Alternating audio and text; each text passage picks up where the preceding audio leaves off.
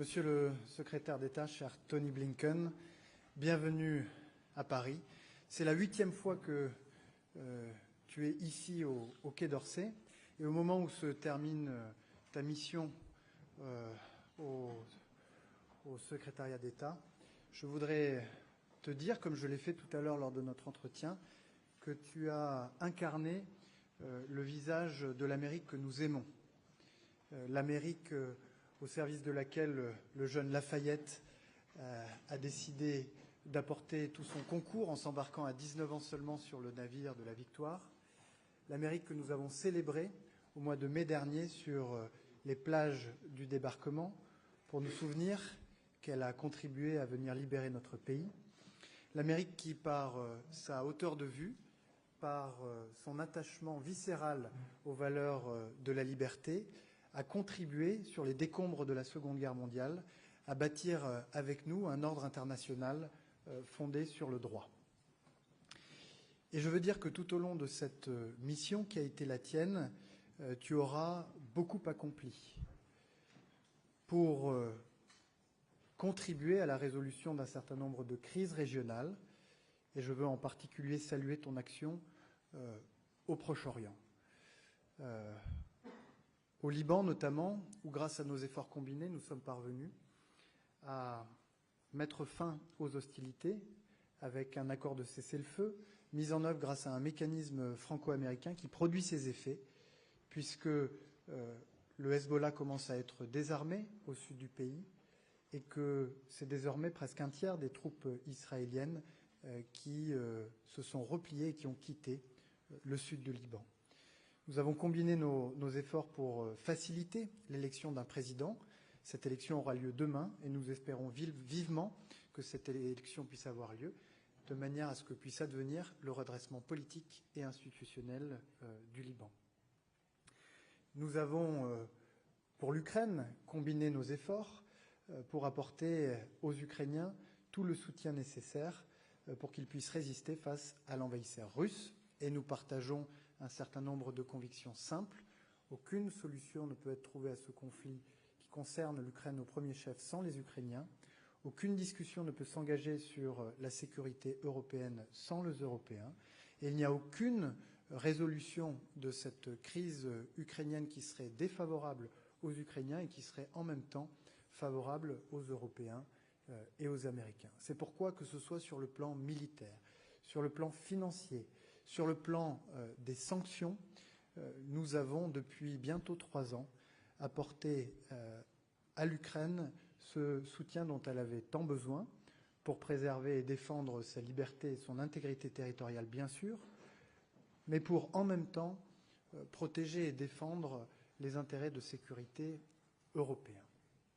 Et je voudrais dire, au-delà de tout ce que tu auras accompli au Proche-Orient, pour l'Ukraine et dans bien d'autres théâtres. Nous évoquions ensemble la question du Soudan, où se déroule aujourd'hui la pire crise humanitaire du monde et sur laquelle nous sommes tous les deux très mobilisés. Combien, lorsque je t'ai vu agir, j'ai vu en toi un diplomate accompli qui sait mobiliser son humanité pour éveiller celle de ses interlocuteurs et qui a su ainsi obtenir tout au long de ces années énormément d'avancées pour la paix et pour la sécurité. Alors, merci pour cette action que tu as menée. Je veux saluer au passage l'action de ton ambassadrice ici à Paris, qui, elle aussi, quittera ses fonctions prochainement, la remerciant pour tout ce qu'elle a fait. Te souhaiter, bien sûr, bon vent, et te dire non pas adieu, mais plutôt au revoir, car je suis convaincu que nos routes se recroiseront. Jean-Noel, je veux te dire tout d'abord à titre personnel et à titre professionnel combien j'apprécie ton partenariat, notre amitié et ce que nous avons pu accomplir ensemble. Et je me réjouis du fait que tu continueras à porter le drapeau dans les mois à venir sur ces dossiers si importants pour nos deux pays. Mais j'ai bénéficié, moi, d'un collègue exceptionnel en Jean-Noel Barrot. et je te remercie. To the Foreign Minister, to President Macron, I also have to say how grateful I am for the extraordinary partnership that the United States and France have enjoyed these past 4 years that we've been in office. Obviously, a partnership, a fraternity that goes back many, many, many years. I think it's fitting that my last trip as Secretary of State brings me back to France. We know, both of us, that this is a world that we have to face together that is more complex, more competitive, more contested than at any time in recent memory. But we have a shared determination, our two countries, to advance our shared interests and values and to do it together. We have an enduring belief that this partnership is essential to trying to build a world that's a little bit safer, a little bit more secure, a little bit more prosperous for the people in both of our countries and well beyond. As Jean-Noel said, I think we've seen manifestations of that partnership and what it can produce in Lebanon. Together, France and the United States produced a ceasefire in Lebanon that is holding, that's moving forward, and that is creating the possibility for a much different and much better future for the country, as well as for its relationship with Israel. Together, we put together an oversight mechanism to address concerns about ceasefire violations, and it is working. Challenges remain, but so far the mechanism is functioning well, and we've seen as recently as yesterday now the withdrawal of about more than a third of Israeli forces in Lebanon. I think the ceasefire can be a bridge to a durable peace that allows people on both sides of the border, Israel and Lebanon, to return to their homes, to return to their lives, and to move forward in greater peace and security. In Syria, where Jean-Noel just made a very important visit, along with our friend, the German Foreign Minister, Annalena Baerbock, we see as well genuine hope for the future after 5 decades of an Assad regime that brutalized the Syrian people. Now they have an opportunity for a future that's not under the thumb of a dictator, not under the thumb of a foreign power, not under the thumb of a terrorist group, a future in which a sovereign Syria respects the rights of all of its people, and the country is not used as a base for terrorism or other bad things that we've seen affect people well beyond its borders. So there as well, France and the United States are fully united in what we want to see, what we expect, and the work we're doing to help achieve that. On Ukraine, as Jean-Noel said, France has been, from day one of the staunchest supporters of a free Ukraine, one that can resist and overcome the ongoing aggression that Russia is posing. Global support for Ukraine that France and the United States have helped bring about together is one of the strongest examples I've ever seen of burden sharing. And we see that in particular in France's leadership, from training more than 15,000 Ukrainian soldiers to signing a bilateral security agreement with Ukraine earlier this year, to French firms boosting production to strengthen our transatlantic defense industrial base. I think in the months to come, France's leadership will be essential for ensuring that Ukraine has what it needs to be in the strongest possible position to defend its democratic independence, whether that's on the battlefield or at the negotiating table. One of the things the Foreign Minister and I discussed is the fact that Ukraine is maybe the best example of a proposition that security in Europe is intertwined with security all around the world. If you look at what's happening in Ukraine right now, what is allowing the Russian aggression to continue? Support from North Korea with artillery, with ammunition, and with troops, and everything that China is doing to support Russia's defense industrial base. The machine tools, the microelectronics, all flowing in to Russia from China, from Hong Kong, that are allowing Russia to keep manufacturing weapons, munitions, and other things essential for its ongoing aggression. So that's just a demonstration of increasingly the indivisibility of security. The fact that actors far away from Ukraine, from Europe, are having a big impact on what is the biggest threat to European security, since the end of the Cold War. In response, our two countries have worked to deepen Euro-Atlantic and Atlantic-Pacific convergence, notably on the threat posed by the PRC to our shared security and to our shared values. We welcome France's expanded engagement with Indo-Pacific partners and hope it will continue, including by strengthening, for example, freedom of navigation in the region. We've also worked to forge together a common vision for the global economy, one that is governed by rules of the road. We've invested in our collective productive capacity. We've stood up against Chinese overcapacity and unfair trade practices. We've diversified our supply chains to reduce reliance on Beijing. In these and so many other ways, this partnership between us is producing results that matter, that will make a difference in the lives of our people. And I'm convinced that in the years to come, our countries will continue to work together and to lead together on the world stage, not out of convenience, not out of charity, but because the challenges we face demand our engagement, demand our partnership, demand our cooperation.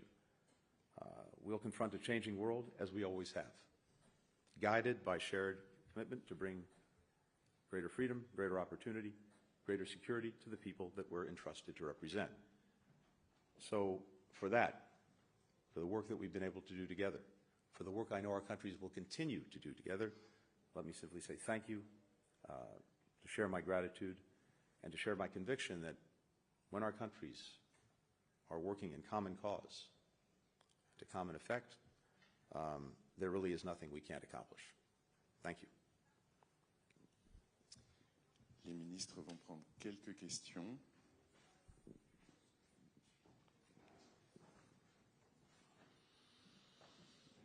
Thank you. Michael Birnbaum from the Washington Post. Secretary Blinken, I wanted to, we've been on this trip with you. We first went to South Korea, where the former ally, President Yoon, is holed up resisting arrest. We visited Tokyo, where leaders are rather annoyed about the decision on blocking the purchase of U.S. steel. We're here in Paris, where, apologies, but the far right is on the rise. The government is a little chaotic. And we're going to Italy next, where the Prime Minister is close friends with Elon Musk. So I wanted to ask, you've talked about your legacy. You've said that you're handing over a set of alliances that's in better shape than when you inherited it. But looking at this pattern, what would you tell the United States people about the challenged relationships that you're facing? A quick question about Greenland. What did you tell Minister Barrot about Trump's interest in taking over European territory? How worried are you about a conflict between the United States and Europe on that front? And lastly, Elon Musk, what should U.S. allies make of his eagerness to support far-right leaders in Europe and around the world, given his closeness to President-elect Trump and his global business interests? And Minister Barrot, I just wanted to ask, what is France prepared to do to defend Greenland and Denmark if Trump continues to press forward in his attempt to take over Greenlandic territory? Thank you. Michael, thank you for covering the waterfront. Let me take these out of order. Greenland first.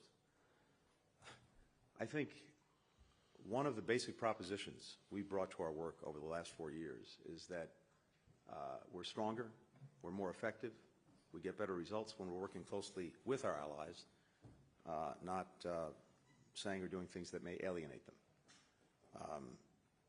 Having said that, it's the idea expressed about Greenland is obviously not a good one, but maybe more important, it's obviously one that's not going to happen. So we probably shouldn't waste a lot of time talking about it. On the question of where we are with all of our allies and partners, I'd say two things.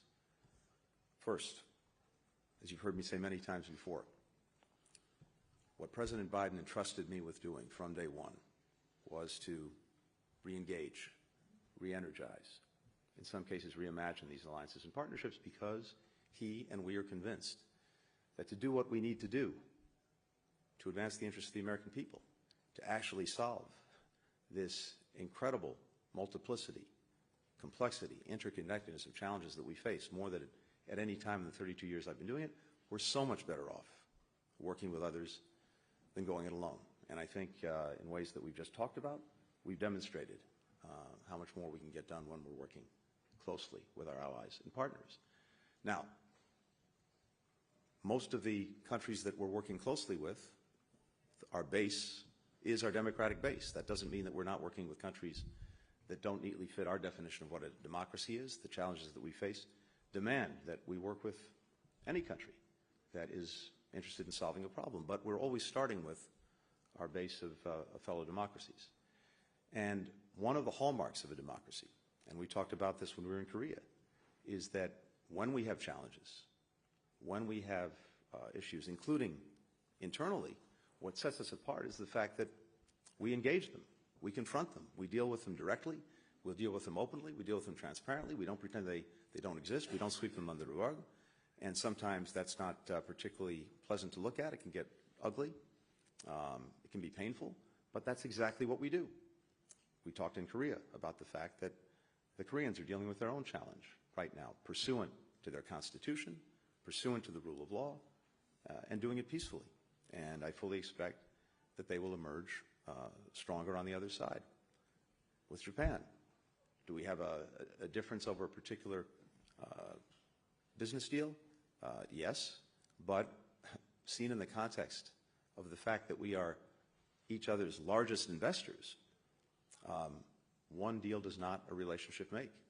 And on the contrary, the partnership, the alliance with Japan is stronger than it's ever been, including economically. Here in Europe, I talked about this already. The work that we've done together with our core allies and partners in support of Ukraine has been nothing short of historic. And also the best example, as I said, of burden sharing that I've ever seen in my 32 years. So I could go down the list, but maybe what's most important is this. As we transition, as we work to hand off to the Trump administration, what I've been animated by these past couple of months is making sure we give them the strongest possible hand to play in dealing with all of these challenges. The world doesn't stop because we have a transition. There are so many things happening in real time that I want to make sure the administration that's coming in is fully prepared to engage from day one. And that's exactly what we're doing and what we've been doing. And it's why I'm continuing my work for these next however many days it is, right until noon on the 20th of January. And I believe in area after area, we're handing off, in some cases, things we haven't been able to complete, but that create real opportunities to move things forward in a better way. In the Middle East, we're very close to a ceasefire and hostage agreement. We've talked about this too in recent days. I hope that we can get it over the line in the time that we have left. But if we don't, then the plan that President Biden put forward for a ceasefire hostage deal will be handed over to the incoming administration. And I believe that when we get that deal, and we'll get it, it'll be on the basis of the plan that President Biden put before the world back in May. We've done an incredible amount of work of what follows a hostage ceasefire agreement in terms of the necessary arrangements for Gaza's security, its administration, its reconstruction, a day-after plan. We talked about this with the foreign minister as well. There, too, we're ready to hand that over to the administration so it can work on it and run with it when the opportunity is there. And more broadly, the work, the investment we've made in transformative arrangements for the Middle East, starting with the normalization of relations between Saudi Arabia and Israel, all of that is ready to go if the opportunity presents itself with a ceasefire in Gaza, as well as understandings on a pathway forward for the Palestinians. So there's tremendous opportunity there. Similarly, with Ukraine, everything we've done to make sure that Ukraine would survive, and not only survive, have an opportunity to thrive in the future, is ready to be carried forward. Putin tried to erase Ukraine from the map. he's failed. He's endured, I think, a heavier and heavier strategic setback in everything that he's done in Ukraine. Now we're at a point in the coming year where it may be that the parties will choose to negotiate. We want to make sure, and I think we are making sure, that the incoming administration will be able, if it's going to oversee such a negotiation, to make sure it's doing it from a position of strength, and that President Trump could get the strongest possible deal. I can go down the list, but the point is this. We're handing over a lot of positive opportunities, initiatives, work, and if the next administration chooses to carry it forward, I think that will be clearly in the interests of the United States. Private citizens can, in our country, can say what they want, what they believe, and everyone else can draw their own conclusions and take their own positions on the matter. So I'm not going to comment beyond saying he like any American, has the right to express his views, his opinions. Quant à moi, d'abord, je voudrais vous démentir.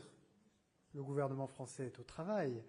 Et quant à la politique étrangère de la France, sa ligne a été réexprimée avec beaucoup de force par le président de la République dans son discours lundi, en ouverture de la 30e conférence des ambassadrices et des ambassadeurs. Deuxième élément, l'amitié entre la France et les États-Unis a plus de 2 siècles. Je vous ai cité Lafayette, je vous ai cité le D-Day que les présidents Macron et Biden ont célébré côte à côte.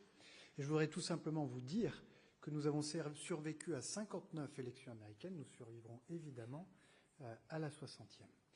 Ensuite, vous me parlez de l'Europe. Et je voudrais en profiter pour vous dire le lieu dans lequel vous vous trouvez exactement. Ou plus précisément, le lieu où Tony Blinken et moi-même nous tenons exactement. C'est exactement ici, devant cette cheminée, qu'il y a 75 ans bientôt, Robert Schuman prononça en 1 minute 30 une déclaration qui permit la création de l'organisation politique qui a donné lieu à l'Union européenne. C'était à l'époque la Communauté européenne du charbon et de l'acier. Ça s'est produit le 9 mai 1950 et c'est cette date que les Européens se sont donnés pour célébrer chaque année leur Europe. Et donc, comme Tony, je vais vous répondre par une question. Est-ce que nous pensons que les États-Unis envahiront le Groenland? La réponse est non. Mais est-ce que nous pensons que nous entrons dans une période qui voit le retour de la loi du plus fort? La réponse est oui.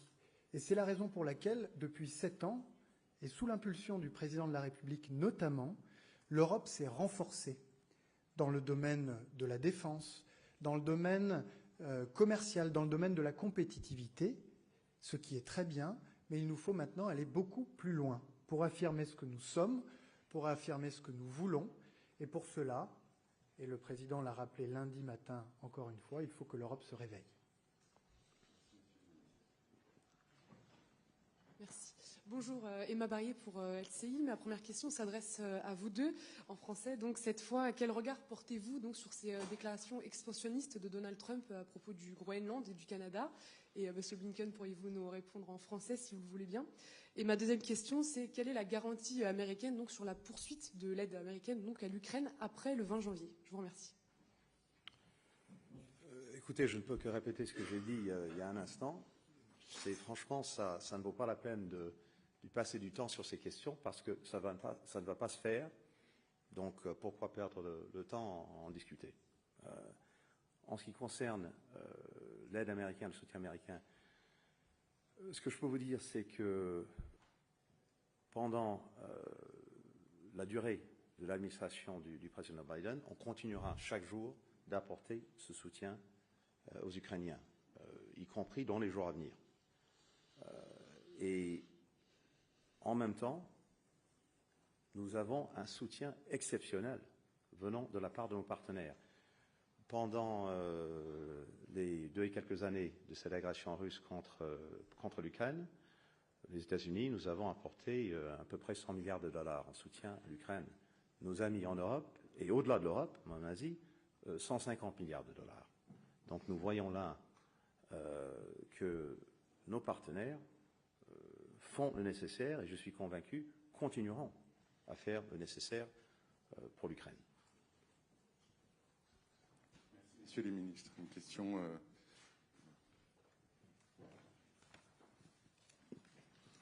Thank you so much. Alex Raffoldo from News Agency Tehran. Mr. Secretary, I want to take my chance and follow up on Ukraine again. President Zelensky gave an interview early this week, and he said that in his view, there can be no meaningful security guarantees for Ukraine if the United States is not part of it. Do you think Europe alone can do it? And Mr. Foreign Minister, same question but differently. Given the incoming administration's viewpoint, can you see it being there in a coalition of European countries that would be willing to provide guarantees to Ukraine, which would be enough for lasting peace? And or do you just think that willpower is not there? Is America still a key on this? If I may, very quickly follow up on concerns across the continent over Russian interference directly in the election processes in Europe. What can Europe do to better vaccinate, if you want, against that problem? And finally, Mr. Secretary, if I go to you on Georgia. President Macron this week backed the protesters in Tbilisi, and he said that new elections could be a way out of the current political crisis. And they've taken some measures, sanctions, but I want to give you a chance to expand on that. Is there anything that the Western allies can do to save Georgia's democracy? Thanks so much. Thank you. Happy to start. On Ukraine, as we've been very clear, what we've all been working to do is to make sure that as Ukraine engages this year, 2025, it can engage it from a position of strength, whether that means continuing the fight because Russia refuses to stop, or whether it means entering into negotiation to get at least to a ceasefire and maybe beyond. And as I mentioned a moment ago, we'll continue to the very last day of this administration to bring that support forward to Ukraine. I know that our partners will continue well beyond. If there's going to be a negotiation, if there's going to be a ceasefire because we brought it to that point, I think it's going to be critical, and I believe that the incoming administration will want to make sure that they negotiate the best possible deal. And the best possible deal has to be one that builds into it real deterrence against Russia repeating its aggression 6 months, a year, 2 years, you name it. Because here's what we know. Putin has not and will not give up on his imperial ambitions. And if there's a ceasefire, he'll want to try to use the time to rest, to refit, and eventually to reattack. That's why it's absolutely essential that part of this include an effective deterrent against any further aggression by Russia. Now, that can take different forms, including the form of having certain countries police any demarcation or any ceasefire line. And that's something I know that's been discussed and that we talked about today with the foreign minister. The next administration will have to decide, if it comes to that, what role, if any, the United States would play. But again, I believe that the incoming administration, if there's going to be a deal, will want the best possible deal, one that doesn't unravel when Russia sees an opening to reattack.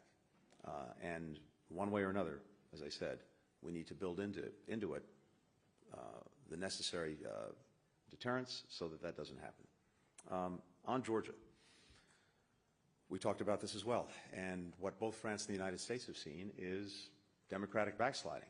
That's deeply concerning. And not just democratic backsliding, but a retreat away from the aspirations of the overwhelming majority of the Georgian people. The aspiration to build a future that is closer and closer to Europe.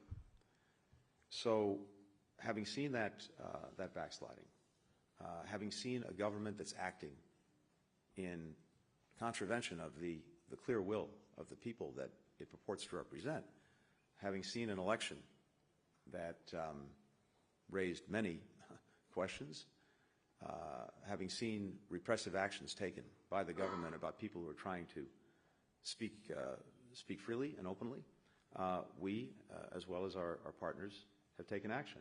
We sanctioned the leader of the Georgia Dream Party, Ivanishvili, as well as other members of the government. We suspended American assistance to the Georgian government, acting together with almost all of our partners in the OSCE, including France. We invoked the Vienna mechanism through the OSCE to also make clear that the steps that have been taken, including legislation that profoundly squeezes the space for freedom of expression and freedom of action by civil society, that has to change. So I think you see a clear unity of purpose when it comes to the United States, France, many other countries, faced with the very unfortunate actions of the government in Georgia. Vous m'avez interrogé sur l'Ukraine d'abord, et de ce point de vue-là, je veux souligner ce qu'a dit Antony Blinken. Si depuis le premier jour nous soutenons l'Ukraine, si nous avons dit que nous soutiendrons l'Ukraine aussi longtemps et intensément que nécessaire, c'est d'abord et bien sûr parce qu'il en va de l'avenir du droit international. Parce qu'accepter une capitulation de l'Ukraine, ce serait consacrer définitivement la loi du plus fort. Et comme je l'ai dit, comme Tony l'a dit, il en va aussi de la sécurité du continent européen, des Européens et des Français. Et de ce point de vue-là, il faut nous défaire de toute forme de complaisance ou de toute forme d'aveuglement vis-à-vis des intentions impérialistes, je reprends le terme utilisé par Tony Blinken, de Vladimir Poutine. Pourquoi ? Eh bien parce que nous avons vu depuis le mois de février 2022 que la menace russe, la menace de Vladimir Poutine, a muté. Elle a montré qu'elle pouvait, que la Russie de Vladimir Poutine pouvait se lancer dans une invasion à grande échelle, comme elle l'a fait en Ukraine. Elle s'est internationalisée en repoussant, ou en tout cas en exportant le conflit vers l'Asie et en y attirant la Corée du Nord. Et elle s'est hybridée en prenant des formes variées dans tous les champs de la conflictualité et en agressant un certain nombre de pays, y compris des États membres de l'Union européenne. Et donc face à cela, comme Tony Blinken l'a dit, notre priorité, c'est évidemment de soutenir l'Ukraine et de lui permettre d'entrer le moment venu, le moment qu'elle choisira, dans des négociations de paix en position de force, mais c'est aussi, et pour l'avenir, de nous assurer que jamais la guerre ne reviendra sur le continent européen. Ce qui va appeler de notre part, de la part de toute l'Union européenne, un effort renforcé pour élever nos défenses et dissuader la poussée vers l'ouest de la menace de Vladimir Poutine. Ensuite, sur la question de la désinformation, très rapidement, et des ingérences dans les processus électoraux. Là encore, l'Europe a été très claire. En 2022, sous présidence française de l'Union européenne, nous nous sommes donné des règles strictes d'encadrement des réseaux sociaux en adoptant le règlement sur les services numériques, et je vous en renvoie à ces articles 34, 35 et 36, qui dit très précisément que les plateformes de réseaux sociaux doivent mettre tout en œuvre pour éviter que leurs plateformes viennent perturber le débat public, sous peine de lourdes amendes qui peuvent aller jusqu'à 6% du chiffre d'affaires mondial, et dans les cas les plus graves, qui peuvent aller jusqu'au bannissement de l'Union européenne. Il appartient désormais à la Commission européenne de faire appliquer ces nouvelles lois européennes que nous nous sommes données, et je l'appelle instamment à le faire avec beaucoup de fermeté et avec beaucoup de clarté. Si elle ne le faisait pas, alors il conviendrait qu'elle puisse restituer aux États membres qui le souhaitent la possibilité de le faire à leur niveau.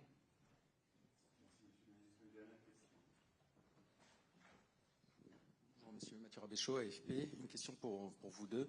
La Turquie menace les combattants kurdes de Syrie d'une opération militaire. Que peuvent faire les États-Unis et la France pour prévenir cela et contribuer à la stabilisation de la Syrie? Et par ailleurs, je reviens sur les déclarations d'Elon Musk en français, s'il vous plaît, Monsieur le ministre. Monsieur Musk sera un membre de l'administration américaine dans moins de 15 jours. Il a fait des déclarations qualifiées d'ingérentes dans la politique intérieure britannique et allemande. Est-ce approprié? Chacun a le droit d'exprimer ses opinions, mais évidemment, lorsqu'on participe à un gouvernement ou lorsqu'on aspire à y participer, les opinions ont une valeur particulière. Alors, de deux choses l'une. Soit les interventions auxquelles vous faites référence sont des opérations de communication dans le cadre de processus électoraux ou du débat public de certains pays européens, et c'est évidemment très regrettable. Soit c'est une alliance assumée avec des partis de l'ultra-droite qui flirtent avec les courants néo-nazis, comme c'est le cas avec l'AfD. Et alors là, il faudra que le parti républicain puisse assumer de lier son destin avec celui de partis qu'il représente, tout ce que le Parti républicain a toujours combattu. Ensuite, sur votre première question, merci de l'avoir posée, et elle me permet de revenir sur l'un des sujets sur lesquels les États-Unis et la France ont œuvré de concert depuis bien longtemps et singulièrement depuis 4 ans. La lutte résolue et sans relâche contre le terrorisme islamiste et en particulier contre Daesh en Syrie. Et je veux à cette occasion présenter devant Antony Blinken mes condoléances, les condoléances de la France, aux victimes de l'attentat terroriste qui a frappé la Nouvelle-Orléans. Les Kurdes de Syrie ont été pour les États-Unis et pour la France des alliés fidèles, des alliés résolus dans la lutte contre le terrorisme islamiste. Avec la chute du régime criminel et barbare de Bachar al-Assad, un nouvel espoir est né en Syrie. C'est un espoir fragile, mais c'est un espoir réel. L'espoir d'un redressement politique, économique, moral de la Syrie qui ne sera possible que si toutes les communautés trouvent leur place dans cette transition politique. Et dans cette transition politique, il faut évidemment que les Kurdes de Syrie puissent trouver toute leur place. Nous le leur devons, parce qu'ils ont été nos compagnons, nos frères d'armes dans la lutte contre Daesh, mais c'est aussi dans l'intérêt de l'avenir de la Syrie que de permettre aux Kurdes de participer pleinement à l'avenir du pays. Et c'est pourquoi je veux saluer les efforts qui ont été ceux de Tony Blinken pour faciliter des médiations entre les Kurdes de Syrie et les Turcs, mais aussi entre les Kurdes de Syrie et l'autorité de transition, dont le principal dirigeant a pu s'entretenir avec le général Masloum il y a quelques jours. Nous allons poursuivre nos efforts pour que dans le nord-est de la Syrie, où, je le rappelle, plusieurs dizaines de milliers de combattants terroristes sont aujourd'hui dans des prisons gardées par les Kurdes du nord-est syrien, eh bien, les garanties de sécurité auxquelles la Turquie aspire légitimement puissent être garanties, mais également les intérêts de sécurité des Kurdes et leur droit plein et entier à participer pleinement à la construction de l'avenir de leur pays. And I have very little to add because I agree entirely with what Jean-Noel has just said. I simply say this. For both of our countries, it is essential as Syria is navigating this transition that we keep a lid on the terrorist threat, the enduring terrorist threat posed by ISIS or by Daesh. And as Jean-Noel said, we've seen possibly a manifestation of that threat with the horrific incident in Louisiana, where the individual in question said he was an adherent of Daesh. It shows, unfortunately, the enduring potency of the ideology, but an even more acute danger would be if the more than 10,000 foreign terrorist fighters who are being detained under the vigilance of our Kurdish friends in Syria were to get out and reconstitute the very potent force that was Daesh in Syria, in Iraq, before it was defeated. And this is an enduring American interest as well as a French interest. And it's enduring as well, I believe, with the incoming administration.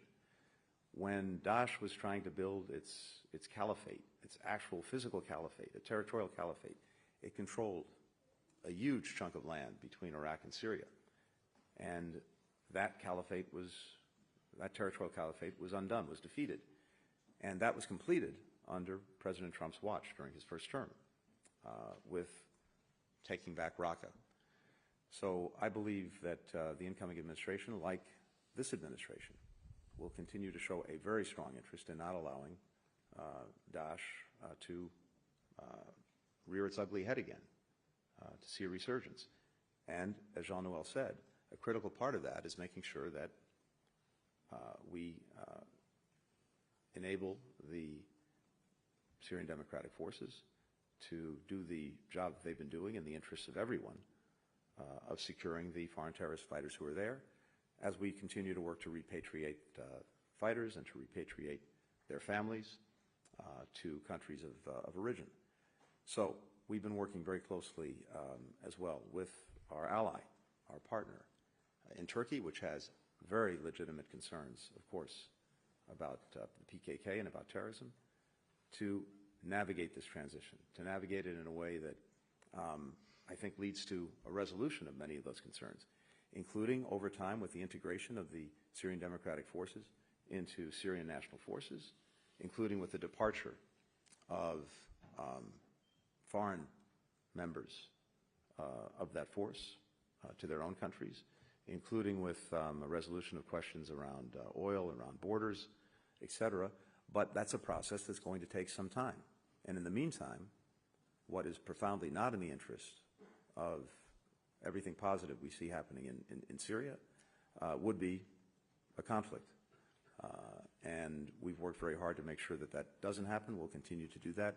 And I believe that the incoming administration will do the same thing.